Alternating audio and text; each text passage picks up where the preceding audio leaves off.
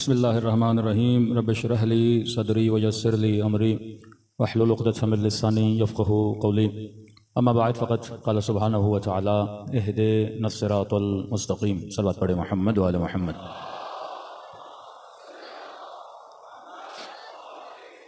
दुआ है परवरदिगार आलम हम सब की इबादतों को अपनी बारगाह आली में कबूल फ़रमाए और जो मकसद ज़िंदगी मकसद इबादत लेकर इन मजालिस में आते हैं खुदा उन मकासद में भी हम सबको कामयाबी नसीब फरमा दें।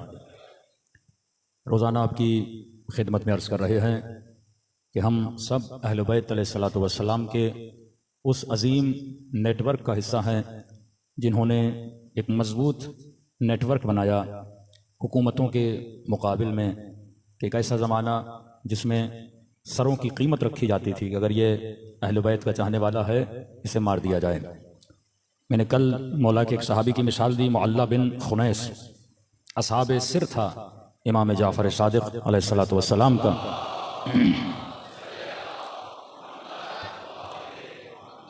कि जिसको असहाबे सिर उसे बोलते हैं कि जिनके साथ अहले बैत अपनी इमामत के पावर का इजहार करते थे वो असहाबे सिर होते थे। कि जब कहा कि मौला इतने अरसा गुजर गया मैं अपने बच्चों से नहीं मिला, तो इमाम ने उसके चेहरे पर हाथ फेरा और जब उसने आंखें खोली तो उसने अपने घर में अपने बच्चों के दरमियान खुद को पाया। जब बच्चों से मिल लिया तो फिर इमाम ने उसके चेहरे पे हाथ फेरा, वो वापस खुद को मदीने में इसने पाया। लेकिन मासूम इसकी शहादत के बाद फरमाते हैं कि हमारा बेहतरीन सहाबी था, लेकिन इसकी एक कमज़ोरी थी।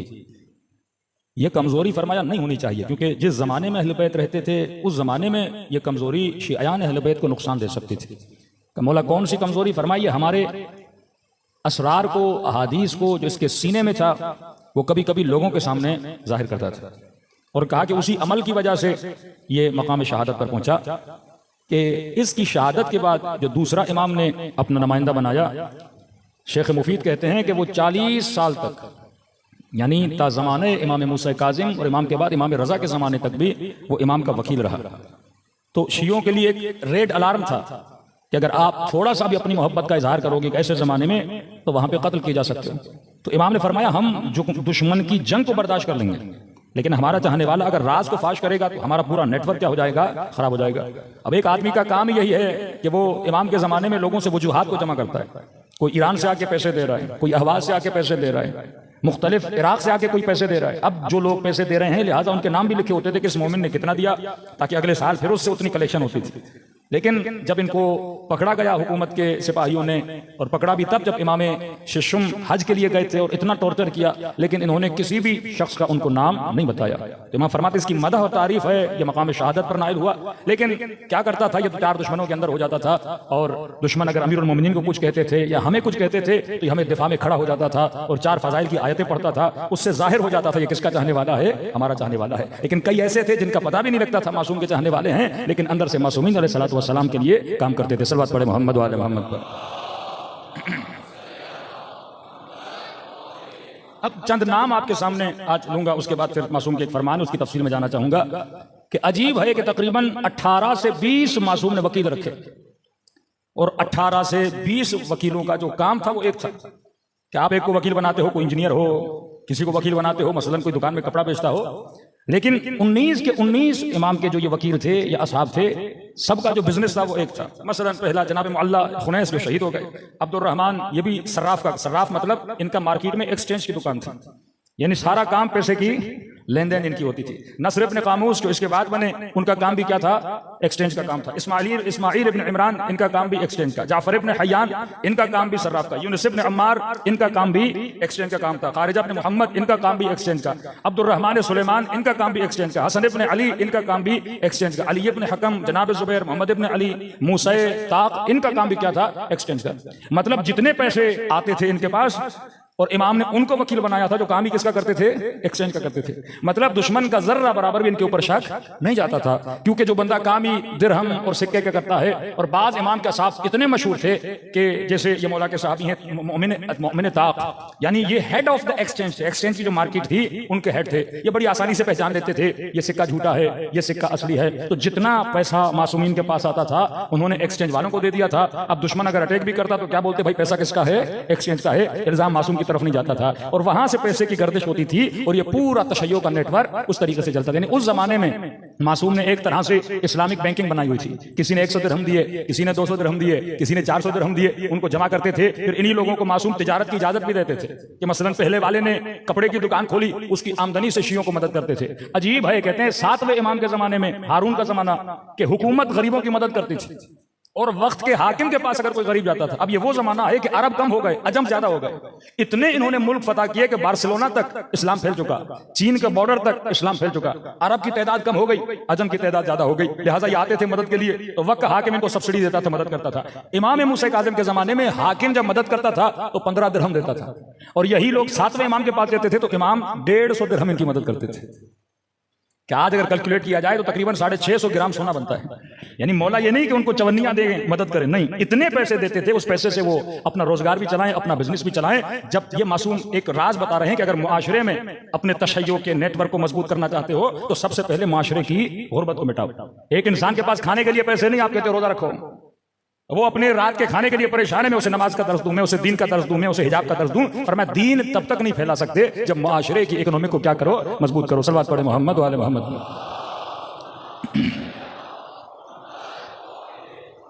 कौन से मुआशरे मजबूत होते हैं? मासूमीन ने एक मजबूत तरीन सिफत रखी अपने असहाब में, ये बरमला हुकूमत अगर कोई गलती करती थी हुक्मरानों को रोकते थे।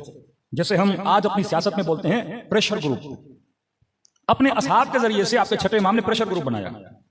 या हाकिम गलती करता था और जिसने कत्ल किया इमाम के सहाबी को, इतना प्रेशर था आपके छठे इमाम का कि हाकिम को उसको किसास करना पड़ा। इतना प्रेशर था आले रसूल का कि मामून को, इमाम रजा को अपना वली अहद बनाना पड़ा। इस कदर उम्मत में अहले बैत अलैहिस्सलातु वस्सलाम ने अपना प्रेशर बनाया था। अब एक तरफ वो नजरिया जो कहे कि हुक्मरानों को अमर बिल मारूफ करने की जरूरत नहीं है, एक नजरिया अहले बैत अलैहिस्सलातु वस्सलाम का कि आप बगैर अमर बिल मारूफ, यानी जब तक, यही पाकिस्तान है, अगर बुराई के खिलाफ आप एक प्रेशर ग्रुप नहीं बनाओगे, एक हाकिम अगर उम्मत से नहीं डरेगा कि कल मैंने फिस्को फुजूर किया, ये लोग मेरे खिलाफ उठेंगे और आवाज बुलंद करेंगे, कल इस मुल्क में मैंने बेहयाई को आम किया, ये प्रेशर ग्रुप होता है ना। हाकिम अल्लाह से डरे न डरे, क्योंकि उसने हुकूमत में रहना है तो उसको किसका खौफ होना चाहिए? कम से कम आवाम का खौफ होना चाहिए। मैं छोटी सी मिसाल दे रहा हूं ताकि आपको इमाम हुसैन का जमाना समझ में आ जाए। मसलन अगर आज आपका शायद कल मिसाल दी कि नहीं, आज आपको पता चले कि मसलन किसी हुक्मरान ने 4 अरब रुपए चोरी किए, तो आप लोगों को ताज्जुब होगा, या एक नॉर्मल न्यूज है आप लोगों के लिए, भाई फला हुक्मरान 4 अरब लेके भाग गया, तो शायद हमारा रिप्लाई, जनाब ये तो छोटा चोर है, हमने तो 10 अरब भी सुने। आप सुनो कि मसलन कोयटा में बम ब्लास्ट हुआ और 40 लोग उस बम ब्लास्ट में मर गए। क्या ये शॉकिंग न्यूज है आपके लिए, या एक नॉर्मल न्यूज है आपके लिए कि मोटरवे पे मसलन किसी खातून का रेप हो गया? क्या ये शॉकिंग न्यूज है आपके लिए कि एक मुसलमान मुल्क में रेप हो जाता है, एक मुसलमान हाकिम इतना पैसा लूट के जाता है, कोई अफसर रिटायरमेंट के बाद इतने जजीरे खरीद लेता है? क्या ये आपके लिए शॉकिंग न्यूज है? नहीं, ये फासिक मुआशरे की निशानी है कि जिस मुआशरे में गुनाह आम हो जाए, मतलब मेंटली लोग एक चीज को एक्सेप्ट कर लें कि 4 अरब का चोरी होना कोई बड़ी बात नहीं, 5 अरब का चोरी होना कोई बड़ी बात नहीं। कौन सी कौमें खुददार होती हैं, कौन सी कौमें इज्जत वाली होती हैं कि मौलाना पाकिस्तानी पासपोर्ट की कैसे इज्जत होगी जब हाकिम खुददार नहीं, जब कौमें नेशनलिस्ट ना हो। एक कौम कब नेशनलिस्ट बनती है? जो अपने कल्चर को बचाती है, जो अपनी तहजीब को बचाती है, जिसे हम कहते हैं सिविलाइज्ड कौमें। लेकिन जो मेंटली वेस्टर्नाइज हो, जो मेंटली गुलाम हो, कि आपके एक्स प्राइम मिनिस्टर की एक अच्छी आदत थी, वो जहां भी जाता था अपना लिबास पहन के जाता था। ये खुददार कौमों की निशानी है कि जो अपने कल्चर को, अपने लिबास को क्या करते हैं? प्रमोट करते हैं। आप शख्सियात को, एक्टर्स को, सेलिब्रिटीज को पहचान सकते हो, अगर उनकी सोच को पहचानना चाहते हो तो मासूम फरमाते हैं इंसान अपने लिबास से पहचाना जाता है। उसका लिबास बताएगा कि ये किसको फॉलो करता है। और फरमाया कि हमारे अदुब का कभी लिबास ना पहना करो, जो चीज दुश्मन की पहचान है वो तुम्हारी नहीं होनी चाहिए। कि हमारे हाजिर वजीर आजम ने, जब निगरान दौर में वजीर आजम थे और आज वजीर आजम है, इन्होंने एक ही शलवार कमीज सिलवाया है, वो भी नीले रंग का। मैंने सिर्फ वही देखा है, वो भी बहालत मजबूरी कभी कभी बेचारे पहन लेते हैं, वरना ज्यादातर लगाव किसके साथ है? वो उसी शलवार। क्योंकि कौम का जो वजीर आजम होता है वो कौमों का फेस होता है। आप इंडिया को देख लीजिए, मोदी को देख लीजिए, जहां जाता है वो अपना लिबास पहन के जाते हैं। लिबास जब आप, मतलब ये खुदार कौम है, मतलब ये अपने कल्चर को प्रमोट करने वाली कौम है। क्यों फरमाया अन्नासु अला दीन मुलूकिहिम, लोग किसके दीन पर होते हैं? अपने हुक्मरानों के दीन पर होते हैं। वजीर, वज़रा, हुक्मरान वो कौमों का फेस होते हैं। अब यजीद बना हाकिम, the face of the nation, इस्लामी ममालिक का फेस है। जब कौमें छोटे गुनाह को एक्सेप्ट कर लेती हैं तो फिर हुक्मरान बड़ा गुनाह की तरफ अपना कदम बढ़ाते हैं। आपने 1 अरब की चोरी को अगर एक्सेप्ट कर लिया, कल 4 अरब की चोरी को भी एक्सेप्ट करेंगे, परसों 8 अरब की चोरी को भी एक्सेप्ट करेंगे। जब पहला जुल्म मदीने में हुआ तो मदीने वाले खामोश रहे, फिर दूसरा जुल्म हुआ, असहाब रसूल कत्ल हुए, खामोश रहे, फिर तीसरा जुल्म हुआ, नवासे रसूल के बदन पे तीर लगाए गए, इमाम हसन, माशरा खामोश रहा, फिर जंग में मौला हसन के कदमों से मुसल्ला खींचा गया, माशरा खामोश रहा। तब जाके करबला आती है। करबला एक नॉर्मल वाकया नहीं है, शियों के लिए स्टडी करना चाहिए भाई, क्यों हुआ वाकया करबला, असबाब कौन से थे, आलात कौन से थे। फसाद एक दिन में नहीं होता, किसी मुल्क में इनकलाब एक दिन में नहीं होता कि लोग समझो खुमैनी साहब ने बस निकले और कौम निकली और ईरान में इनकलाब आ गया। नहीं मेरे अजीज, शहीद सफवी, शहीद मदनी, शहीद मेहराब, दस्तगायब जैसे लोग, ये मेहनतें थी आवाम शिराजी बुजुर्ग, कौमों की मेंटली तरबियत की, जाके कौम तैयार हुई। पहले इस पे आमादा करो कि लोग गलत को गलत बोलें, लोग सही को सही बोलें। जिस कौम के अंदर ये चीज मिक्स हो जाए कि उनको सही गलत लगने लगे या सिर्फ खामोश हो जाए कि ज़ियारत आशूरा मौला समेअत बिज़ालिक फरक़ियत बिह, जो कत्ल हुसैन में शामिल नहीं थे लेकिन सुना कि इमाम हुसैन शहीद हो गए और खामोश रहे, मौला फरमाते उस पर भी अल्लाह की क्या है, लानत है। जो जुल्म सुने और जुल्म के ऊपर क्या रहे, खामोश रहे। उस जमाने में भी थिंक टैंक थे जो पॉलिसीज बनाते थे, आज भी आपके यहाँ पॉलिसीज बनती हैं। वो मुल्क खुददार होता है जो अपनी तहजीब को, अपने तमद्दुन को बढ़ाता है। हमारे कोर्टों से एक फैसला आता है कि भाई आज के बाद जितने फैसले होंगे वो उर्दू में होंगे, लेकिन जो ये फैसला दिया वो इंग्लिश में। जिनकी जबानें, जिनकी अपनी लैंग्वेज, जिनका अपना अल्फाबेट खत्म हो जाए कि मतलब हम इतनी तरक्की कर जाएं लेकिन हम अपने अल्फाबेट में नहीं लिख सकते। जहां पे खुदखाही, मन्नियत इतनी बढ़ जाए कि मुझे उर्दू नहीं बोलना आती, लिहाजा मैं हलफनामा भी लूंगा तो किस में लूंगा, इंग्लिश में लूंगा, यानी अपनी आसानी के लिए पूरी कौम का क्या करूं, सत्यानाश कर दूं। जब कौमें मेंटली गुलाम हो जाती हैं, मुआशरे इमाम हुसैन मेंटली गुलाम था। जिस मुआशरे में गलत को गलत बोलने की तवानाई नहीं थी, वो कभी गलत को गलत नहीं बोल सकते थे। अब इमाम ने फरमाया ये मुआशरा मुर्दा है। अब इस मुआशरे में अगर कोई बंदा नेकी को बुलंद करता है, ये जिहाद कर रहा है। कि मैंने मिसाल दी आपके कराची के किसी MNA साहब की कि जिन्होंने जीती हुई सीट अपनी क्या कर दी, छोड़ दी। ये एक तरह का जिहाद है कि आप एक मुआशरे में अच्छे मैनर्स, आप एक मुआशरे में अच्छी रविश, आप अपने मुआशरे में ईमानदारी का एक अच्छा रोल मॉडल क्या कर रहे हो, बना रहे हो। ऐसे अफराद की अहले बैत ने अपने जमाने में क्या की है, तारीफ की है, जो जुल्म के खिलाफ क्या करते थे, आवाज को बुलंद करते थे, जो जुल्म के मुकाबले में खड़े हो जाते थे। फरमाया ये माशरे की नब्ज को चेक किया करो, अगर इन्हें आदत हो गई झूठ बोलने की। अब मौलाना हम इसी माशरे में रहते हैं, हम क्या करें भाई, आप अपने घर के अंदर ये इस्लाह करो कि बच्चा अगर छोटी गलती कर रहा है उसे वहीं पे टोको। ये ना कहो कि मौलाना ये बच्चा है, इसने गलती की तो क्या हुआ, नहीं, आज ये छोटी गलती करेगा कल ये बड़ी गलती करेगा। कोई खातून ये ना बोले कि मौलाना अगर मेरे 4 बाल नजर आ गए तो कौन सी क़यामत आ जाती है। नहीं मेरे अजीज, शैतान कम से शुरू करता है और ज्यादा तक इंसान को ले जाके गुमराह करता है। सल्लल्लाहु अलैहि मोहम्मद वाले मोहम्मद मोहम्मद व अज्जिल फरजहुम।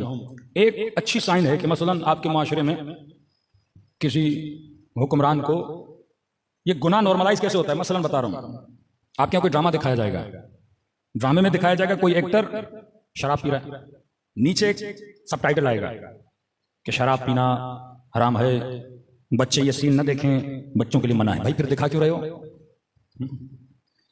आपको क्या जरूरत पड़ी आप एक ड्रामे में शराब पीना दिखा और ये नीचे लिखो कि बच्चे ना देखें। जैसे अंग्रेज फिल्म बनाते हैं ना, लिखते हैं ये एडल्ट्स के लिए हैं, अंडर 18 ना देखें, अंडर 13 ना देखें। अब सबसे पहले जब आप ये पढ़ते हो अंडर 18 ना देखें, आप पहले उसी को खोलते हो। फितरत इंसान है, जिससे इंसान को रोकोगे इंसान उसी चीज के अंदर क्या होना चाहता है, दाखिल होना। इसे कहते हैं गुनाह को नॉर्मलाइज करना, कि इतना दिखाओ इतना दिखाओ आपके लिए नॉर्मल हो जाएगा। बदहिजाबी को नॉर्मलाइज कैसे किया जाएगा कि आपके यहां अलग से अवार्ड होता है। इस पूरे अवार्ड को मैनेज कौन करता है? Western mindset. भाई पाकिस्तान में एक अवार्ड हो रहा है तो आप पाकिस्तानी लिबास पहनाओ ना, आप अपने कल्चर को प्रमोट करो ना। हमारे घरों में खवातीन वो कपड़े नहीं पहनती जो कपड़े वहां की एक्ट्रेसेस को पहना के लाया जाता है, ताकि मुआशरे में बेहयाई को क्या किया जाए, नॉर्मलाइज किया जाए, ताकि आपकी आंखों को आदत हो जाए गुनाह को देखने की। जब आंखें आदी हो गई, फिर आपके घर में अगर कोई ऐसा वाकया होगा, आंखों को आदत होगी, आप उस कदर गैरत का मुजाहिरा नहीं करोगे जितना पहले करते थे। तभी फरमाया आंखों को गुनाहों से बचाओ, कानों को गुनाहों से बचाओ। क्यों फरमाया अन्नासु अला दीन मुलूकिहिम। ये हुक्मरान है जो लोगों का दीन बनाते हैं, ये यजीद है जो लोगों को कातिल इमाम हुसैन बना रहा है, ये यजीद है जो लोगों को दुश्मन इमाम हुसैन बना रहा है। हाकिम को अगर खौफ नहीं होगा आवाम से कि भाई कल लोग मुझे टोकेंगे, आज बिजली चली जाए लोग निकलते हैं, लेकिन आपने देखा कभी कोई अपने दीन के लिए निकले, कभी कोई अपने ईमान के लिए निकले? आज सिर्फ फिक्र यह है कि मौलाना बच्चे ने फला स्कूल में जाना है, वहां पे एजुकेशन बहुत अच्छी है, इंग्लिश बहुत अच्छी पढ़ाई जाती है, बच्चा लेवल कर रहा है, बच्चा लेवल कर रहा है, लेकिन वो मासूम का फरामीन ये नेटवर्क ऑफ अहलुल बैत अलैहिस्सलातु वस्सलाम कि अपने बच्चों को गलत महफिलों में न भेजा करो, फरमाया गलत दोस्त इंसान को तबाह बर्बाद कर देता है। ये क्वेश्चन मुझसे यूरोप में बाज वालिदैन करते थे कि मौलाना बेटी 14 साल की हो गई, हिजाब छोड़ दिया बेटी ने। हम ठीक है, वहां का बाप तो मजबूर है, ना बीवी पर कंट्रोल है ना बच्चों पर कंट्रोल है। लेकिन हैरत हुई, इस साल मुझे पाकिस्तान से किसी पोश इलाके से फोन आया कि मौलाना बेटी ने A-लेवल कर लिया, अब मुझसे बहस कर रही है कि बाबा मैं हिजाब नहीं करना चाहता। और वो भी इतने मॉडर्न माइंडेड, मौलाना मैं क्या पूछ रहे हैं, मौलाना मैं क्या करूं, मैं कौन सी दलीलें दूं उसे, मैं कैसे उसको मुतमईन करूं। यानी पूरी अन्नासु अभी तो दुनिया उसे फरमाते हैं, ये खतरनाक जुमला है कि लोग दुनिया के गुलाम बन चुके हैं। फिक्र ये तो है कि बच्चा अच्छी एजुकेशन हासिल करे, अच्छी इंग्लिश बोले, लेकिन ये फिक्र नहीं है कि जिस स्कूल में जा रहा है उस टीचर का लिबास कैसा है, जिन दोस्तों की बर्थडे की पार्टी में मेरी बेटी जा रही है उसकी दोस्तें कैसी हैं। मैंने तो सिर्फ ये सोचा कि सुबह से शाम तक मैंने कमाना है, बच्चों को स्कूल के हवाले कर दिया। आज सबसे ज्यादा हमारे बच्चों को ये स्कूल खराब कर रहे हैं, आज सबसे ज्यादा नौजवानों को ये मीडिया खराब कर रहा है, टीवी खराब कर रहा है। एक मुत्तकी परहेजगार मोमिन बेटा पता चला कोई सिंगिंग में पता नहीं किस फील्ड में चल रहा है, तो क्या मौलाना यकीन नहीं आता ये इनके बेटे हैं। मैंने कहा जरा उनकी वालदा की रिपोर्ट मुझे ला कर दो तो मैं तुम्हें बता दूंगा। बाद में पता चला इसकी खराबी में सबसे बड़ा हाथ उसकी मां का था। अब जाहिर एक बच्चे को एक्टिंग का शौक है, इस्लाम एक्टिंग से मना नहीं करता, सही एक्टिंग करवाओ ना। हाँ? हमारे अंदर ये शोभा भी होना चाहिए। आज आपके पंजाब में, जुनूबी पंजाब में ऐसे ऐसे नौजवान हैं जो फेसबुक पर छोटी छोटी कहानियां बना के, यानी 4-5 दोस्त मिलते हैं, कहानी बनाते हैं, बिलियंस ऑफ डॉलर्स कमा रहे हैं, बिलियंस ऑफ डॉलर्स। 27 साल की एज में करोड़पति बन गए। तो ये मेरे बच्चे को शऊर क्यों नहीं? इस्लाम में एक्टिंग बनानी, अच्छे ड्रामे बनाओ, अच्छी कहानियां बनाओ, पॉजिटिव मैसेज दो। एक तरफ निजाम शैतान वो ड्रामे बना रहा है जिसमें हर ड्रामे में ये दिखाया जा रहा है कि बीवी शौहर के साथ खयानत कर रही है, हर ड्रामे में ये दिखाया जा रहा है कि शादीशुदा औरत एक नामहरम से दोस्ती कर रही है, एक्स्ट्रा मैरिटल अफेयर्स हर ड्रामे में दिखाए जा रहे हैं। और दिखा रहे हैं कि मर्द इतना शरीफ है कि कहता ठीक है अगर आपका कोई मसला नहीं हो तो ले जाइए। ये आहिस्ता आहिस्ता मुआशरे को इसी तरह बिगाड़ा जाता है कि आज से 20 साल पहले जो आप बर्दाश्त नहीं करते थे, आज आपके बच्चे बर्दाश्त करते हैं। ये मुआशरे में फिस्क फुजूल इसी तरह बैठता है। अब जिस तरह बुराई आहिस्ता आहिस्ता फैलती है, इसी तरह अच्छाई भी आहिस्ता आहिस्ता फैलती है। एक अनपढ़ बच्चा पंजाब में व्लॉग बना के करोड़पति बन सकता है। अगर आपके बच्चे को शौक इस फील्ड में आने का, आप उसे पॉजिटिव रास्ता दिखाओ, उसे सही बात बताओ, जिस रास्ते पे चले उसकी दुनिया भी बने, उसकी आखिरत भी बने। सल्लल्लाहु अलैहि मोहम्मद वाले मोहम्मद पर। हमारी नस्लों ने जनाब मुख्तार को पहचाना फिल्म इंडस्ट्री से। हमारे बच्चों ने अमीरुल मोमिनीन की फिल्म देखी तो पता चला वलीद कौन था, फलां कौन था, फलां कौन था। इमाम रजा की हिस्ट्री का पता चला फिल्म से, जनाब यूसुफ की जिंदगी का पता चला फिल्म से, क्योंकि इंसान को तस्वीरें याद रह जाती हैं। और दुश्मन ने इसको हाईजैक किया, पूरी फिल्म इंडस्ट्री दुश्मन के पास है। आज फिल्म बनाना कोई बड़ी बात नहीं है, एक मोबाइल आपके पास हो, एक माइक आपके पास हो, आप व्यूअरशिप भी ले सकते हो, दुनिया भी बना सकते हो, अपनी आखिरत भी बना सकते हो। लेकिन इंसान के अंदर वो जिद्दियत होनी चाहिए। मासूमीन किस जमाने में किस तरह काम करना है यह मासूमीन अलैहिस्सलातु वस्सलाम को पता होता था। कई ऐसे मासूमीन का साहब जिनको ड्यूटी दी आपका काम है मुनाजरा करना, किसी को कहा तुम्हारा काम है फिक़ी मसाइल हल करना, किसी को कहा यहाँ से चले जाओ अहवाज में जाके क्या करो, तबलीग करो। यही इमाम रज़ा, कितना अच्छा सिनेरियो बनाया इमाम रज़ा ने कि डॉक्टर शरीयतें कहते हैं कि अमीरुल मोमिनीन का होना ही बाज लोगों के लिए मुश्किल का बाइस था, क्योंकि अहले बैत इतने अच्छे थे तो लोग हाकिमों को कंपेयर करते थे अहले बैत से कि अगर अली इतना आदिल है आप आदिल क्यों नहीं, अगर अली के पास इतना इल्म है तो आपके पास इनका वजूद इनके लिए खतरे का बाइस बना हुआ था। जिस तरह आज शियत का वजूद बाज लोगों के लिए खतरे का बाइस बना हुआ है कि भाई इन्होंने हमें तंग करके रखा है। सारे मुसलमान चुप हैं, लुबनानी चुप नहीं होते। सारी उम्मत खामोश है इसराइल के मामले में, ईरान बार बार क्यों बोलता है। सारी उम्मत खामोश है, ये यमन वाले खामोश क्यों नहीं होते। यानी एक तरफ सुकूत कामिल और एक तरफ बसीरत कामिल, तो आपका वजूद उनको खटक रहा है। इसी तरह अमीरुल मोमिनीन का वजूद खटकता था, लोग कंपेयर करते थे। 7वें इमाम के जमाने वजूद खटकता था, यहां तक कि उनको फौजी छावनियों तक महदूद कर दिया ताकि लोगों की इनकी मुलाकात हो। यहां तक कि मासूम को मस्जिद में भी नहीं जा सकते क्योंकि लोग आपकी नमाज देखते हैं, फिर हमें कहते हैं आप नमाज क्यों नहीं पढ़ते। तो मुआशरे में किसी अच्छे गुरु का होना, किसी अच्छे लोगों का होना, वो मुल्ज़म करता है उन बदकारों को कि लोग बोले कि जब ये अच्छा हो सकता है तो आप अच्छे क्यों नहीं हो सकते। सल्लल्लाहु अलैहि मोहम्मद वाले मोहम्मद पर। और ये नहीं कि मासूमी ने सिर्फ अपने जमाने में, बाज़ औक़ात तय्युल अर्ज़ करके अपने शियों की मदद करते थे कि ये उलझने जब पैदा हुई। मराजे के हवाले से मैंने एक किस्सा जिक्र किया। शेख अब्बास क़ुम्मी अपनी मफ़ातिह जनान में लिखते हैं कि एक इस्फ़हान का ताजिर, देखिए मासूम तायद किस तरह फरमाते हैं कि आज अगर मैं इस नेटवर्क को मजबूत करना चाहता हूं माली मदद के जरिए, खुम्स देखें, तो मुझे शक है कि पता नहीं ये इमाम ज़माना तक पहुंचता है कि नहीं पहुंचता। कि अल्लाह कहता है ना, तुम जो बकरे ज़बा करते हो उसका गोश्त मुझ तक नहीं पहुंचता, लेकिन तुम्हारी नीयत मुझ तक पहुंच जाती है। तो ये इस्फ़हान का ताजिर कहता है कि मैं अपना खुम्स लेके नजफ गया। तो नजफ में कुछ मराजे थे, मैंने उनको दिया। एक को मैंने मसलन 1 लाख रुपया लेगा, एक को मैंने 30,000 दिया। बसरा गया, वहां पे एक और मर्जा था, मैंने उसे 30,000 और दे दिए। काजमेन गया, वहां पे एक और मर्जा थे, मैंने 40,000 उनको दे दिए। काजमेन गया, मैंने ज़ियारत की इमाम मूसा काजिम की। फिर सामिरा गया, मैंने ज़ियारत की इमामैन हुमामैन की। कहता जब वापसी पे पलट रहा था, शब जुमा थी, तो वापसी के रास्ते पे मेरी मुलाकात एक सैयद बुजुर्गवार से हुई, बड़ा नूरानी चेहरा, सैयद वाला लिबास। तो उन्होंने मेरा नाम लेके कहा कि फलानी कहाँ जा रहे हो? तो मैंने कहा मैंने ज़ियारत कर ली, अब लंबा सफर है, मैंने वापस ईरान जाना है। तो कहा देखो आज शब जुमा है, और शब जुमा मेरे जद की ज़ियारत करने का बहुत बड़ा सवाब है। अब ये क्या समझ रहा है कोई सैयद है, तो ये सवाब मत गवाओ, ज़ियारत करो फिर जाओ। तो मैंने कहा ठीक है सैयद बुजुर्ग, अगर आप कहते हैं मैं आपके साथ, आप भी जा रहे हैं, हमें भी जा रहा हूं, हरम शब जुमा है, मेरे जद की ज़ियारत करो। कहते हैं हम साथ चलने लगे। कहते हैं रास्ते में एक जमीन का प्लॉट था, वो किसी सैयद का था। वक्त के हाकिम ने उस प्लॉट पे रोड बनाया, कब्जा करके किसी सैयद के घर पे रोड बना दिया। हमारे मराजे का फतवा था कि क्योंकि ये मकान गस्बी है तो शिया इस जमीन से न गुजरे, क्योंकि गस्ब हो चुका है। तो जैसे वो प्लॉट आया तो मैंने उस प्लॉट से दूरी इख्तियार की। तो इन्होंने कहा कि दूर क्यों जा रहे हो? मैंने कहा महाराजे का फतवा है, यहां से नहीं गुजरना। का फतवा सही है, लेकिन क्योंकि ये हमारा ही प्लॉट है लिहाजा हम तुझे इजाजत देते हैं कि यहां से गुजरो। कहते अब भी मुझे बात समझ में नहीं आई। पहुंचे हरम में, मुझे कहा कौन सी ज़ियारतें पढ़ते हो? मैंने कहा मौला ये पढ़ता हूं, सैयद ये पढ़ता हूं, वो पढ़ता हूं। उन्होंने कहा ज़ियारत अमीनुल्लाह पढ़ो, इस ज़ियारत की बड़ी फजीलत है। तो कहा मैं पढ़ता हूं, मेरे साथ पढ़ो। कहते मैंने ज़ियारत अमीनुल्लाह पढ़ना शुरू किया। लेकिन जब सलाम देते हैं ना 12 इमामों को, मेरा सलाम अली पर, मेरा सलाम हसन पर, मेरा सलाम हुसैन पर, कहते हैं जब 12वें पर वो आते थे तो ये नहीं कहते थे मेरा सलाम महदी पर, कहते थे मेरा सलाम हो मुझ पर। अब भी मैं नहीं समझा। फिर कहा कि ज़ियारत जामे कबीरा पढ़ी है? मैंने कहा जी, इसकी बहुत फजीलत है, इसमें फज़ाइल अहले बैत अलैहिस्सलातु वस्सलाम है। फिर उन्होंने ज़ियारत जामे कबीरा पढ़ी, फिर मैंने उनके साथ ज़ियारत जामिया कबीर पढ़ी, और फिर जब सलाम की बारी आती थी ये खुद पे सलाम करते थे। फिर अब भी समझ में नहीं आया। नमाज पढ़ी हमने, नमाज पढ़ने के बाद जब वापसी पे चले, अब मुझसे पूछने लगे इस्फहान से आए हो? मैंने कहा जी, इस्फहान में फला आलिम है, मुबल्लिग हैं, उन्हें जाकर हमारा सलाम देना। फला काम करते हो? कहा जी, अल्लाह तुम्हारे रिज़्क़ में क्या अता करे, बरकत अता करे। कहा कि आपका बहुत शुक्रिया कि आपने खुम्स अदा किया, और आपने जिन जिन को दिया आपकी अमानत हम तक पहुंच गई। और कहा ये थोड़ा सा जो तुम्हारे पास बाकी है, बसरे जाना, फला आलिम है, उसे देकर आना। अब कहता है मैं रास्ते में चल ही रहा हूं। अब कहते हैं ना जिन जिन की भी इमाम से मुलाकात हुई, उस वक्त जहन को इजाजत नहीं होती थी सोचने की कि सोचे सामने कौन है। कहते अब जब मैं सोचने लगा वाकई ये कौन है, मेरा नाम कैसे पता, मैं किस शहर से हूं, उस शहर में कौन सा आलिम है, मैंने किन किन को खुम्स दिया है, कैसे पता। कहते यहां मैंने सर उठाया तो मेरी निगाहों के सामने से इमाम जमाना ओझल हो चुके थे।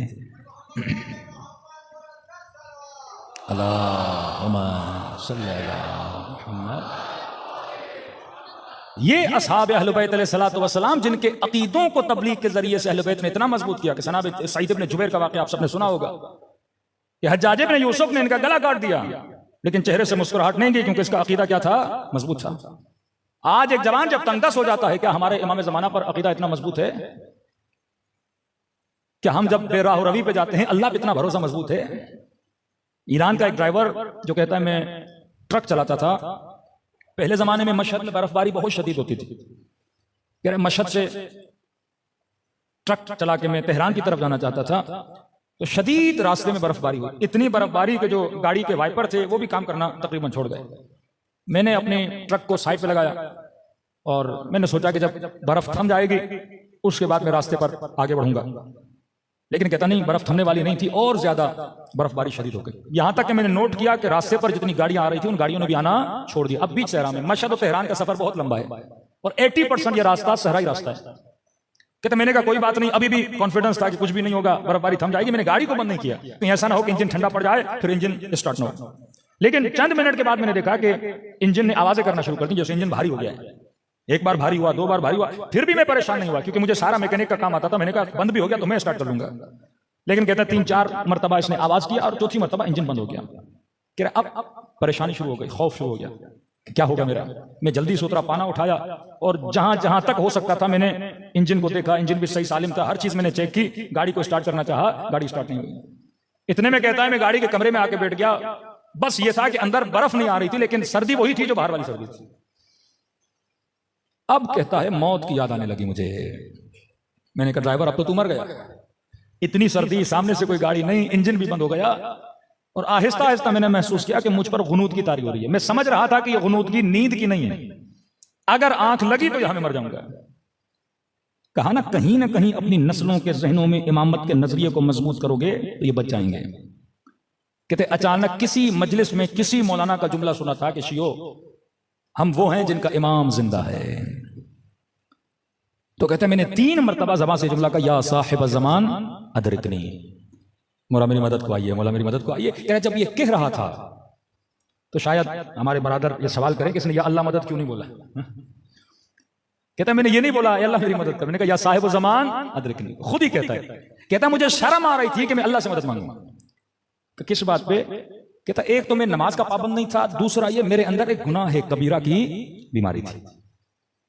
तो अल्लाह भी तो बोलेगा ना, अब जब मुश्किल में आए हो तो अभी मेरा नाम ले रहे हो। तो मैंने कहा इमाम जमाना की आबरू है अल्लाह के दरबार में। तो इमाम से तवस्सुल किया कि मौला मैं बहुत गुनहगार हूं, आपसे तवस्सुल कर रहा हूं कि अल्लाह के दरबार में वसीला बन जाएं ताकि मेरे ऊपर कोई रहमत आ जाए। और मैंने वादा किया कि आज के बाद नमाज की पाबंदी करूंगा, और वो गुनाह जो मैं मेंबर से बता नहीं सकता, जो बहुत कभी गुनाह की आदत थी इसे, उस गुनाह को मैं क्या करूंगा, तर्क कर दूंगा। कहता ऐसे ही अपने ख्यालों में सोच रहा था क्या होगा, बच्चों का क्या होगा, मर जाऊंगा क्या होगा, छोटी बच्ची थी मेरी उसका क्या होगा। इंसान जब मौत को देखता है तो ये ख्यालात उसके जहन में आते हैं। कहता इतने मैंने देखा उस शदीद बर्फबारी में एक शख्स आ रहा है और हाथ में पाना है। कहता मैंने ये समझा कि आगे किसी की गाड़ी खराब हुई है और वो मदद मांगने के लिए आ रहा है। तो मैंने अपना शीशा नीचे किया, मैंने कहा जी आप यहाँ पे क्या कर रहे हैं? उन्होंने कहा आप क्यों खड़े? मैंने कहा मेरी गाड़ी खराब हो गई है। कहा ठीक है मैं आपकी गाड़ी को देखता हूँ। मैंने कहा मैं खुद मैकेनिक हूँ, सब कुछ देख लिया। कहा नहीं हम भी थोड़ा देख लेते हैं, जब मैं कहूँ तो स्टार्ट लगाना। कहते हैं वल्लाह मैंने नोट किया कि जब उसने इंजन के ऊपर सिर्फ उसने अपने हाथ रखे, यहां तक कि उसने कोई पाना वाना भी नहीं लगाया, नहीं सिर्फ उसने हाथ रखे और मुझे कहा कि क्या करो, स्टार्ट करो। कहते यहां मैंने स्टार्ट किया, मेरी गाड़ी क्या हो गई, स्टार्ट हो गई। वो पलट के वापस आए, लेकिन मैंने कहा कि देखिए ये गाड़ी पहले भी स्टार्ट थी, बंद हो गई, इसके स्टार्ट होने का फायदा क्या? ये फिर 10 किलोमीटर आगे जाऊंगा फिर बंद हो जाएगी। उन्होंने कहा नहीं अब बंद नहीं होगी, ये तुझे अपने मकसद तक पहुंचा कर रहेगी ये गाड़ी। मैंने कहा आपको कैसे यकीन? मैं कह रहा हूं ना अब ये तुम्हारी गाड़ी बंद नहीं होगी, मकसद पे जाएगी। तो मैंने कहा कि बुजुर्गवार आप इतनी सर्दी में खड़े हैं, आइए मेरी गाड़ी में बैठिए, मैं आपको आपकी गाड़ी तक पहुंचाऊं। कहा नहीं कोई जरूरत नहीं है। कहा आपकी गाड़ी खराब है, जरा उसको टचिंग करके यहां से ले जाते हैं। कहा उसकी भी जरूरत नहीं। कहा मैं आपकी कोई खिदमत कर सकता हूं? कहा हमें किसी खिदमत की जरूरत नहीं। कहा उस वक्त मेरे जेब में पैसे बहुत थे ड्राइवर साहब। मैंने कहा आपको जितने पैसे चाहिए जो मेरे जेब में मैं आपको दूंगा, मैं बगैर शुक्रिया के आपको कैसे जाने दूं? आपने मेरी जान बचाई, इतनी सर्दी में अगर कोई ना होता मैं मर जाता। कहा नहीं हमें पैसों की भी जरूरत नहीं है, अपने पैसे अपने पास रखो। मैंने कहा कुछ तो करूं मैं आपके लिए, बताइए मैं क्या कर सकता हूं आपके लिए, आपने जान बचाई है मेरी। कहा कुछ नहीं, बस जो 2 वादे किए हैं ना मुझसे उन वादों पे अमल करो। कहा बस ये कहना था, वो मेरी आंखों से ओझल हो गए। ये ड्राइवर कहता है मैं गाड़ी से उतरा, कभी इधर दौड़ूं कभी उधर दौड़ूं, कभी गाड़ी के पीछे जाऊं लेकिन मुझे नजर नहीं आते। कहते हैं गाड़ी स्टार्ट की वहां से लेकर घर तक मेरे आंसू नहीं रुके कि मैं कितना बदबख्त था। मेरा इमाम ज़माना खड़ा था लेकिन मैंने अपने इमाम ज़माना को पहचाना नहीं। कहता देर रात को घर पहुंचा, अपने बच्चों को सुफरे पे बिठाया, बीवी को सुफरे पे बिठाया, और मैंने कहा मेरी ज़ौजा, मेरे बच्चों, आज के बाद जिंदगी गुजारने का तरीका मैं बदलने वाला हूं। आज के बाद नमाज वक्त पे पढ़ेंगे। ज़ौजा को कहा देख आज के बाद अपने हिजाब में सुस्ती न करना। बच्चों को समझाया कि बच्चों ये करना।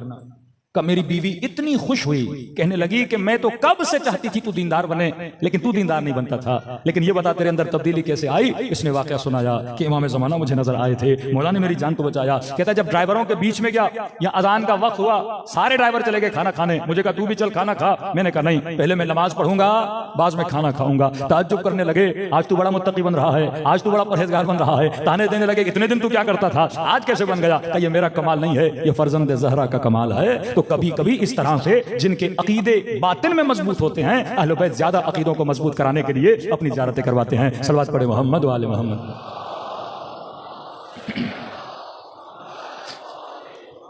जब तक आप मुआशरे में एक अच्छा रोल मॉडल नहीं बनाओगे, नेटवर्क का मतलब यह है कि जब तक कौम सिविलाइज्ड नहीं होती। सिविलाइज्ड का मतलब क्या? जिनका अमल एक जैसा हो, जिनका कौल, जिनका फेल एक जैसा हो। आज आप एक शिया को किसी सरकारी ऑफिस में उठाएं और किसी अहले सुन्नत, अमल एक है। सिर्फ यह है कि इसने या कोई कड़ा पहना है, या इसने कोई लॉकेट पहना है, या इसने मुहर्रम में काले कपड़े पहन लिए, कहते हैं मैं शिया हूं। का नहीं, छठे इमाम के जमाने में बाजार में पहचाने जाते थे ये अली के शिया हैं, ये जाफर के शिया हैं। अबू ज़र को लोग दूर से पहचानते थे अली का शिया है। ये उल्गू और रोल मॉडल बनते थे लोगों के लिए। जब तक हम इस नेटवर्क में रोल मॉडल नहीं बनते। आज आप अपने नूह खानों को देखा है कि जितनी भी नूहों की वीडियोज आती हैं वो उसमें क्लिप किसके डालते हैं? ईरानियों के डालते हैं, इराकियों के डालते हैं। 80% मातम के क्लिप किसके होते हैं? ईरानियों के होते हैं। हमारा क्यों नहीं डालते? आपका सबसे बड़ा नुहा खान नदीम सरवर बारहा अपने नुहों में कह चुका कि मेरी दिली तमन्ना है कि मैं नुहा पढ़ूं और आप ऐसे मातम करो जैसे ईरानी नज्म और ज़ब्त के साथ करते हैं। मतलब अभी तक वो नज्म हमारे अंदर पैदा नहीं हो सका कि बासिम करबलाई जब हरम इमाम हुसैन में नुहा पढ़ता है, लाखों का मजमा होता है और उसके नुहे पे एक साथ हाथ ऊपर जाता है, एक साथ हाथ नीचे आता है। ये किसका कमाल है कि आज हमारा सबसे बड़ा नुहा खान तमन्ना कर रहा है कि मेरी कौम ऐसी हो, लेकिन बना नहीं सका उस कौम को वैसा। हमारे सारे नुहों की रिकॉर्डिंग स्टूडियो में होती है, लेकिन आप करीमी देखें, मोहम्मद रसूली देखें, वो भी रिकॉर्डिंग हुसैनियों में करते हैं, बारगाहों में करते हैं, रिकॉर्डेड होते हैं, लेकिन आपको महसूस नहीं होता रिकॉर्डेड है। क्यों? क्योंकि वो अपनी अंजुमन को बुलाते हैं, वही नुहा पढ़ते हैं, लेकिन वो नज्म आपको नजर आता है। हमारे अभी तक वो नज्म पैदा नहीं हो सका। अगर कोई नुहा खानी करता है, सारे कोई कैमरा लेता है, कोई क्या करता है, एक अजीब सा माहौल होता है। जब तक आजादारी को कल्चर नहीं, लोग अट्रैक्ट कैसे होंगे? जब आप में नज्म होता है तो दुनिया देखती है 10 लाख लोग खड़े एक साथ हाथ उठा रहे हैं, एक साथ हाथ सीने पे आ रहा है, और एक बंदा इनका हाथ उठा रहा है और हाथ सीने पे ला रहा है। इनके नुहा खान में इतना पावर है कि एक आवाज देते हैं मुख्तदा सदर, पूरा मजमा खामोश। लाखों का मजमा, यानी जब आवाज़ रहबर तकरीर करते हैं मिलियंस का मजमा होता है, लेकिन सुकूत कामिल, शऊर कामिल, कौम कौम बनती है जब उनकी हरकत, उनकी सकनात में क्या आ जाता है? सुकून आ जाता है। ये सोशल मीडिया के जमाने की कुछ पॉजिटिव चीजें, कुछ नेगेटिव चीजें भी हैं। पहले लोग बशीर टेक्सला, आयतुल्लाह बशीर के जमाने में, आगा नक्कन के जमाने में, पिछले उलमा पुराना दौर देखें, आज से तकरीबन 24 साल पहले इसी इमाम बारगाह में अपने उस्ताद के साथ में 2001 में 13-14 साल हमारी एज थी। उस जमाने में लोग ये पूछते थे कि फलां अशरे का टॉपिक क्या है, फलां खतीब क्या पढ़ रहा है, फलां खतीब क्या पढ़ रहा है। लेकिन आज वो माहौल नहीं है। आज तबर्रुज जाहिली का मामला चुका है। मजमा कितना है, गाड़ियां कितनी हैं, प्रोटोकॉल कितना है। मैं यार इल्म होना चाहिए कि आप किसी मजलिस में जा रहे हो, क्या ले रहे हो, कौन सी फिक्र ले रहे हो, कौन सा बदलाव आपकी जात में आ रहा है। जब तक मजालिस मेयारी नहीं होंगी तब तक कौमों की कोई तरबियत नहीं होनी। हदीस रसूल ने फरमाया वला तबर्रजू तबर्रुज जाहिलिया, आखिरी जमाने में बुर्ज बनना छोड़ देना कि सिर्फ मैं देखा जाऊं, कुछ भी करके देखा जाऊं। ये पूरी प्रैंक इंडस्ट्री तो निकली है, इसीलिए निकली है कि मेयार खत्म हो गया कि अच्छाई क्या है, बुराई क्या है। जब तक मेयार आप अच्छाई को नहीं बनाओगे, लेकिन अगर मेयार ये बन जाए कि सिर्फ मैंने दिखना है, फरमाया ये कौन सा जमाना है, ये तबर्रुज जाहिली का जमाना है। मीडिया इंसान को फायदा भी देता है, मीडिया इंसान को नुकसान भी देता है। तो जिन कौमों में नज्म हो, जिन कौमों में ज़ब्त हो, वो कौमें दुनिया के लिए मशअले राह बनती हैं। वाकईन आप देखेंगे हजारों का मजमा होता है, एक नुहे खान उनको कंट्रोल कर रहा होता है। क्यों? क्योंकि अंजुमनों के अंदर ट्रेनिंग्स होती हैं। हमारे यहाँ तो सिर्फ एक मातम होता है ना, वहां 3 तरह के मातम है। स्लो मातम चलता है, मीडियम मातम चलता है, स्पीड के साथ मातम चलता है। और नुहे खान एक जुमला बोलता है, पूरे मजमे को वो जुमला क्या होता है, याद होता है। ये आपके उलमा की मेहनतें हैं कि आज हम अल्लाहुम्मा कुल्ले वली कल हुज्जत इब्न हसन पढ़ते हैं, पूरा मजमा साथ पढ़ता है। पूरे मजमे से पूछिए कि आपने अल्लाहुम्मा कुल्ले वली कहां सीखी? मजलिसों से आपने सीखा ना। ये सारी तालीमें जब इज्तिमाई तौर पर कौम एक अमल को सीखती है, उस अमल में खुदा बरकत भी लाता है, तरक्की भी लाता है। सल्लल्लाहु अलैहि मोहम्मद वाले मोहम्मद।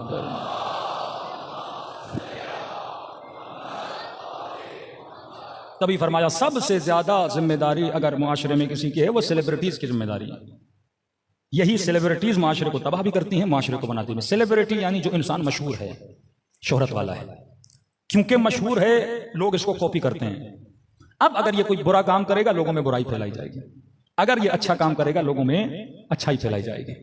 तभी फरमाया आखिरत में सख्त तरीन हिसाब किसका होगा? इन्हीं मशहूर लोगों का होगा, क्योंकि ये अवाम को अच्छाई की तरफ भी दावत दे सकते थे, अवाम को बुराई की तरफ भी दावत दे सकते थे। आगाए हसन अली नखुदकी बहुत मशहूर आलिम दीन कहते हैं, एक मरतबा नमाज जुमा के लिए, नमाज ईद के लिए इनके शागिर्द ने किबला लाखों का मजमा है, आप आइए नमाज ईद पढ़ाइए। देखिए कैसे आलिम थे। आगाए नखुदकी जब घर से निकलते हैं और निगाह लाखों के मजमू पे, यानी एक ऐसा आलिम जिसको देखने के लिए लोग तरसते थे। आगाए नखुदकी कहते हैं, जब मैंने मेरी निगाह इस मजमे पे पड़ी, फौरन अपने घर की तरफ चले गए। शागिर्द मौलाना इतना मजमा आपका इंतजार कर रहा है। इन्होंने अपने शागिर्द को भेजा कि इनको बोलिए जाके नमाज पढ़ाएं। यहां लोग मजमों के लिए तरसते हैं, फोटो निकालने के लिए कि हमारा फोटो आ जाए। कमे नहीं आऊंगा, मिन्नत तमन्ना मौलाना आइए, कमे नहीं आऊंगा। शागिर्द को भेजा, नमाज जुमा हो गई। शाम को सारे मिलकर मौलाना कि हमसे नाराज हैं, क्यों नमाज ईद नहीं पढ़ाई? का अपने नफ्स को मारने के लिए। का क्या मतलब? का जब मैंने निगाह पड़ी ना मजमे पे, तो मेरे जहन में ख्याल आया कि ये सारा मजमा मेरे लिए आया है। कोई खतीब मजमे को देखे पहला ख्याल है मेरे लिए आया है, हुसैन के लिए नहीं आया। मैंने कहा सारा मजमा मेरे लिए आया है। उसी वक्त मैंने कहा आज अगर नमाज पढ़ी तो मुशरिक हो जाओगे, नफ्स को इतना मजबूत कर लोगे, ये तकब्बुर उज्ब तुम्हारे अंदर आ जाएगा, लोग मेरे लिए आएंगे। मैंने कहा नहीं, आज नहीं पढ़ाऊंगा। आज किसको भेजा? शागिर्द को भेजा।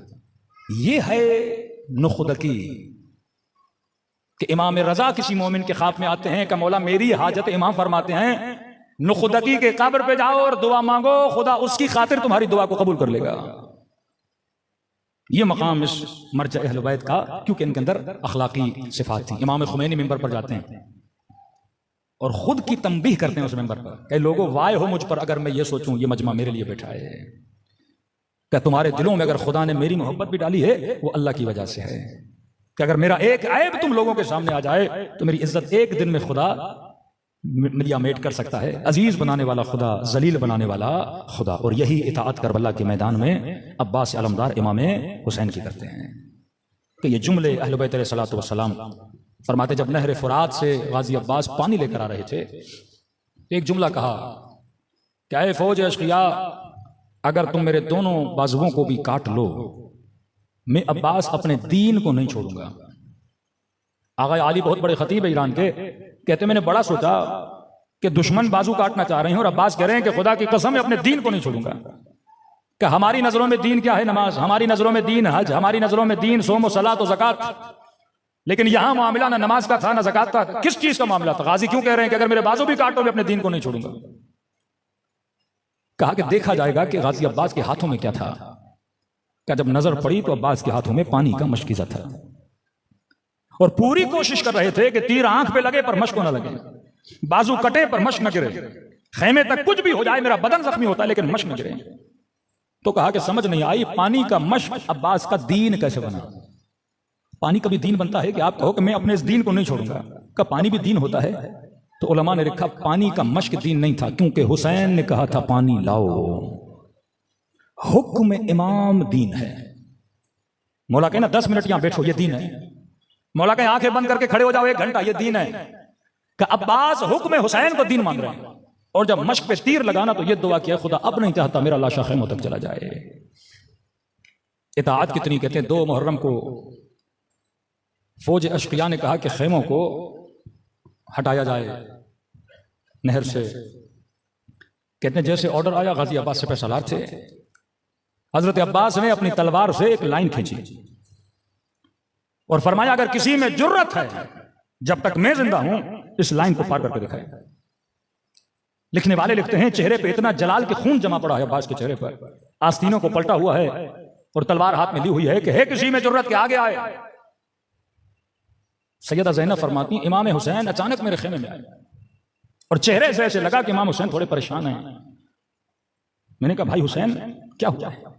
फरमाया ज़ैनब आपने सुना होगा कि अब्बास ने खत खींची है और बड़े जलाल में हैं और दुश्मन को ललकारा है कि किसी में जुर्रत है कि आगे आकर दिखाएगा। सैयदा ज़ैनब ने फरमाया कि भैया हुसैन अब्बास के होते हुए किसी की जुर्रत है कि खेमों को हाथ लगाए? फरमाया बहन ज़ैनब मैं चाहता हूं कि खेमे हटा दिए जाएं, मैं अभी जंग नहीं चाहता। तो सैयदा ने कहा हुसैन कैसी बातें कर रहे हैं? अगर आपकी ये मर्जी है खेमे हटा दिए जाए, जाके अब्बास को बोल दीजिए।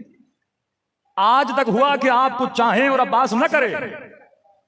मुती अल्ले मौला मुती अल्ले अम्र मौला, अपने मौला के अम्र की ऐसी इताअत की कि मिसाल बने। आज करबला जाओ तो 2 रोजे नजर आते हैं, दूर से ऐसे लगता है दोनों इमामों के रोजे हैं। कहा मेरी ज़ियारत से पहले अब्बास की ज़ियारत किया करो। तो कहा कि हुसैन आप कह दीजिए, अब्बास ने आज तक आपको रोका तो नहीं है। सैयदा फरमाती इमाम हुसैन बैठ गए। फरमाया बहन ज़ैनब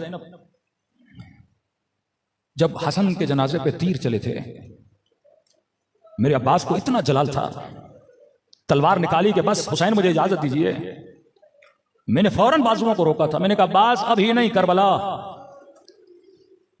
का। चुप हो गया मेरा गाजी। का ज़ैनब जब बेअत के लिए मुझे दरबार में बुलाया और उसने तौहीन की, इतना जलाल था, तलवार निकाली कि मौला सर कलम करके कदमों में रख दूं। मैंने फिर बाजू को रोका। मैंने कहा अब्बास अभी नहीं, करबला का। ज़ैनब याद है जब हुर ने रास्ता रोका था, लजाम फरस में उसने हाथ डाला तो मेरे अब्बास को इतना जलाल आया, तलवार निकाली कि मौला जंग अभी शुरू करता हूं। मैंने कहा अब्बास अभी नहीं, करबला का। ज़ैनब अब तो करबला भी आ गई, क्या कहूं अब्बास को, अब क्यों नहीं लड़ना? इतनी मोहब्बत भाई की भाई से कि दिल नहीं तोड़ना चाह रहे अब्बास। अब सैयदा ज़ैनब का किरदार बड़ा अजीब है। कई बातें इमाम हुसैन जनाब रुबाब से नहीं कर पा रहे, लेकिन सैयदा ज़ैनब से करते हैं।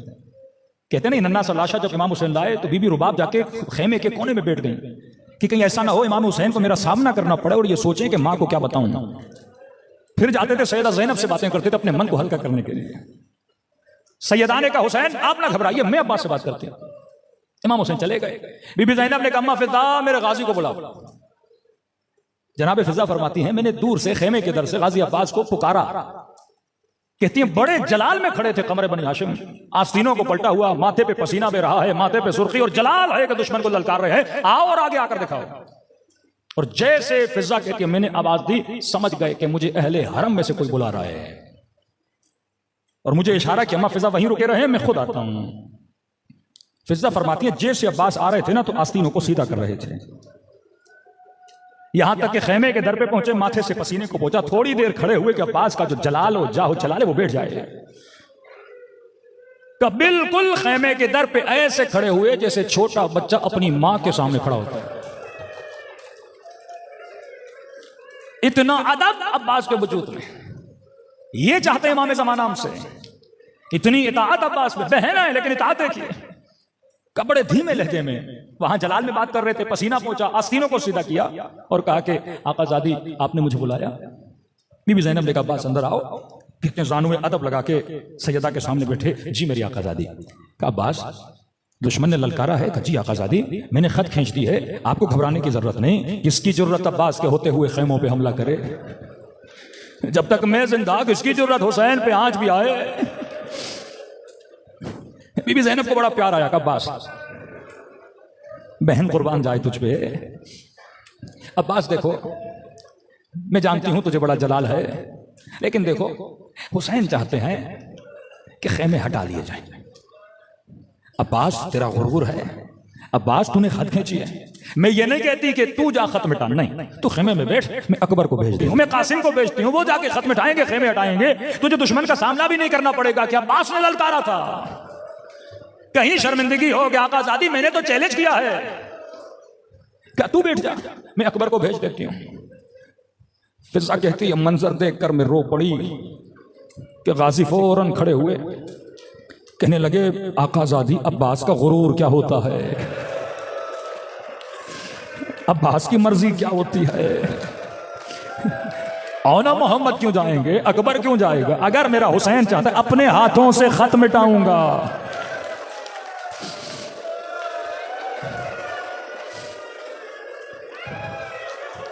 फिजा कहती हैं खुद गए, दुश्मन देख रहा था, हाथों से खत को मिटाया, खेमों को हटाया। कहने लगे मेरे हुसैन की मर्जी है कि खेमे हटा लिए जाए। ये वाक़या नहीं है, ये इबरत है। जब कोई इस तरह हो इताअत हुसैन में, फिर उनकी शहादत पे हुसैन कहते हैं अल-आन कदिन कसर ज़हरी, आज हुसैन की कमर टूट गई। अरबी में रोने के लिए अलग अलग इबारतें हैं। रावी कहता है जब अकबर के लाशे पे आए तो बकल हुसैन, हुसैन बहुत रोए। कासिम के लाशे पे आए बकल हुसैन, यानी ये वो लाशें हैं जिन पे दुश्मन ने हुसैन का रोना सुना, इतनी बुलंद बुलंद आवाज में रोए। का कासिम के लाशा उठा रहे थे, बहुत रोए। अकबर के लाशे पे आए, बहुत रोए। जॉन वो शहीद है जिसके लाशे पे हुसैन बहुत रोए। लेकिन एक मकाम है जहां ये नहीं कहा कि हुसैन रोए। कहा जब अब्बास के लाशे पर आए तो कहा सरखल हुसैन, हुसैन ने चीखना शुरू किया। कहते जब चीखना शुरू किया ना तो फौज अशकिया में हलहला हुआ, फौज ने हंसना शुरू कर दिया कि अब हमने हुसैन को हरा दिया। उस पर रोक के कहने लगे अब्बास उठो, ये तेरे हुसैन पे हंस रहे हैं। क्या गुजरी मेरे आका हुसैन पे। ये रात बाबुल हवाइज की रात है, ये रात अब्बास अलमदार की रात है। वाक़यात इतने हैं मेरे पास गाजी अब्बास के, लेकिन वक्त में गुंजाइश नहीं है। मोजज़ात हैं अब्बास अलमदार के। वक्त मिला तो कल शायद एक दो बयान भी कर दूं। दिलों को करबला की तरफ रवाना करें, सलाम करें शहीद करबला पे, सलाम करें मजलूमियत हुसैन पे। कि रावी कहता है जब हसन के जनाजे से तीर निकाल रहे थे ना, भाई के लिए बड़ा मुश्किल होता है भाई के बदन से तीर निकाले। कहते हुसैन बहुत रोए और कहते हैं फिर यही हुसैन था जो हसन के बच्चे के बदन के टुकड़े जमा कर रहे थे। फिर यही हुसैन थे जो अब्बास जैसे भाई के बाजू फिर उठा रहे थे। लेकिन एक वक्त आया सदा देकर कहने लगे आयना आयना अखी अब्बास, आयना अली अकबर, आयना हबीब इब्न मज़ाहिर। जब तक वो तन्हा रह गए, दिलों को करबला की तरफ रवाना करें, खुलूस से दिल से सलाम करें अपने आका की मजलूबियत। अस्सलाम अलल हुसैन व अला अली इब्न व अला औलादल हुसैन व अला अस्हाब। बुलंद आवाज़ से अस्सलाम अला।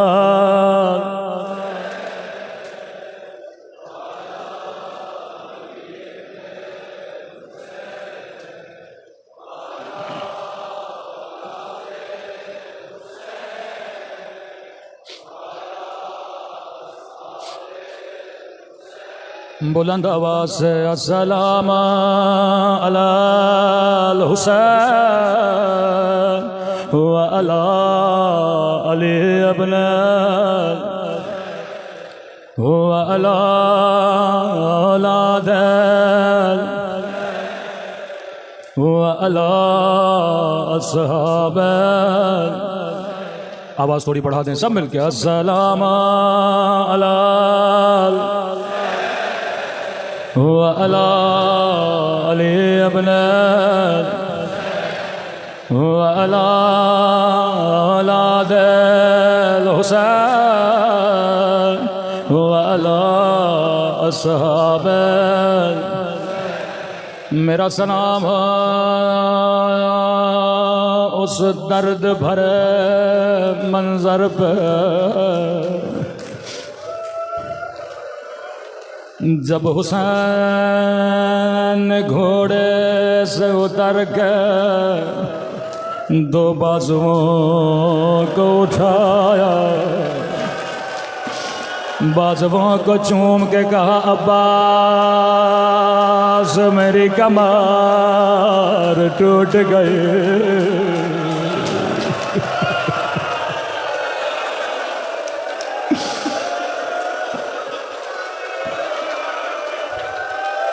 खुदा आपको करबला की ज़ियारत नसीब कराए,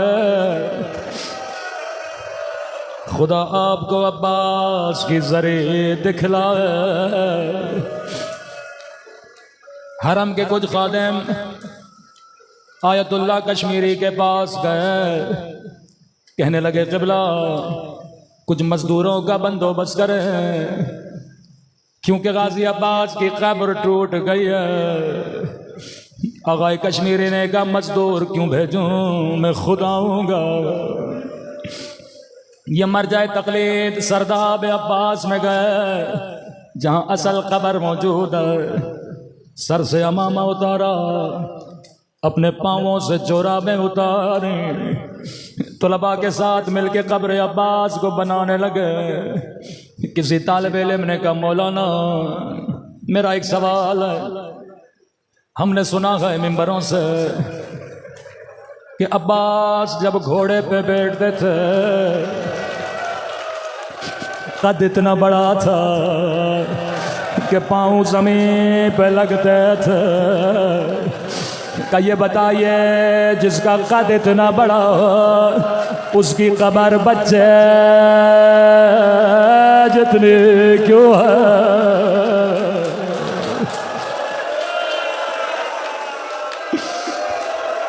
आगाए कश्मीरी ज़ारो कतार रोने लगे, कहने लगे तूने कभी सोचा हबीब हुसैन के साथ, अकबर हुसैन के साथ अब्बास नहर फुरात के किनारे क्या कर रहे? का चौथे इमाम जब जनाजा उठाने गए, इरबान इरबान बदन के टुकड़े टुकड़े हो गए थे, अबा के दामन में जमा किया, नन्ही सी कब्र खोदी।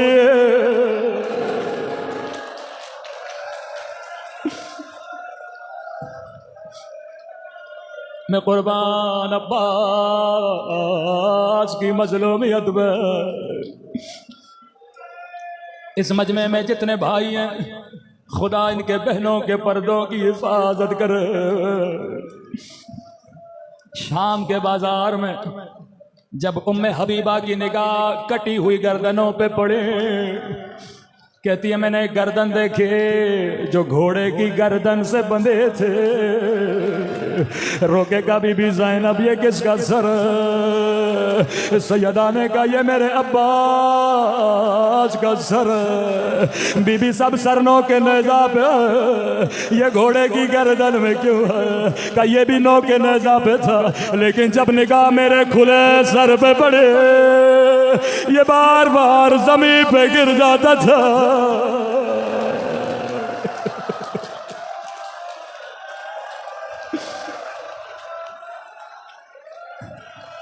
मैं कुर्बान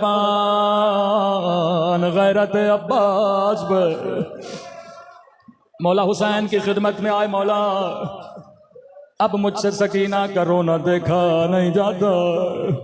मौला छोटे छोटे बच्चे आते हैं मेरी उंगलियों को पकड़ते हुए, चचा हमें प्यास लगी है, चचा थोड़ा पानी पिला दे। मौला कद ज़ाक़ सदरे, मेरे सीने में बड़ी घुटन है, बड़ी मजलूमियत से इमाम ने कहा अब्बास तू मेरे लश्कर का सिपह सालार।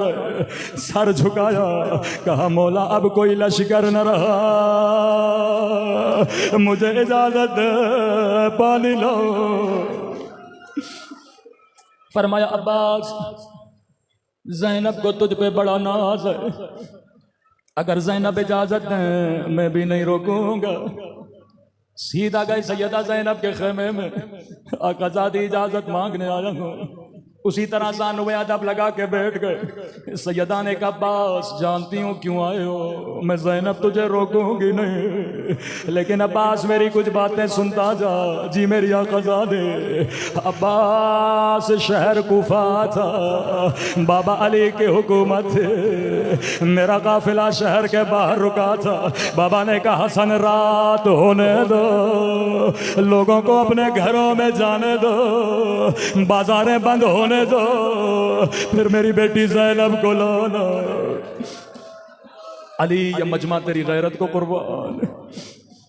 अब्बास रात हो गए, खुद मेरे बाबा मेरे इस्तकबाल के लिए आए, मेरे ऊँट की महार को थामा, अभी चंद कदम ऊँट चला था। बाबा ने कहा ज़ैनब जरा पर्दा हटाना। मैंने जैसे पर्दा हटाया, कहने लगे ज़ैनब गौर से देखो ये कूफे का बाजार। अल्लाह जाने अब्बास ने सुन कैसे लिया। अब्बास में सोच रहे थे बाबा बाजार मुझे क्यों दिखा रहे हैं। फिर सवारी आगे बढ़े, फिर कहा ज़ैनब जरा पर्दा हटाना। कहा ज़ैनब गौर से देखो ये कूफियों के घर है। मैं सोचने लगी बाबा मुझे क्यों दिखा रहे हैं। फिर सवारी आगे बढ़े, कहा ज़ैनब जरा पर्दा हटाना। मैंने पर्दा हटाया, कहा ज़ैनब गौर से देखो ये कूफे का चौक है। अब्बास मेरी समझ में कुछ भी नहीं आया। मैंने कहा बाबा अगर बाजार दिखाना है हसन को दिखाइए, अगर चौक दिखाना है हुसैन को दिखाइए। बाबा बेटी और बाजार। अब्बास बाबा ने मेरी सवारी बिठाए, कभी मेरी कलाइयों का बोझा लेने लगे, कभी मेरे सर का बोझा लेने लगे। रोके का ज़ैनब यही बाजार होगा, तेरे हाथों में रस्सियां, तेरे सर पे चादर नहीं होगे। अब्बास मेरी समझ में कुछ भी नहीं आया। एक जुमला कहा बाबा इमाम हो, इल्म गैब जानते हो, लेकिन बाबा ये बताइए जिस भी बहन का एक भाई हो उसका भी कोई नाम नहीं लेता। बाबा अल्लाह ने मुझे 18 भाई दिए, अल्लाह ने मुझे अब्बास जैसा भाई दिया। ज़ैनब ने कहा अब्बास खड़ा हो जा, दोनों बाहें अब्बास के गले में डाले, रोकेगा खुदा हाफिज अब्बास। अब मैं ज़ैनब समझ गए, मेरे हाथों में रसिया, मेरे सर से रिदा, ओ मेरे लुटने का वक्त करीब है। मातम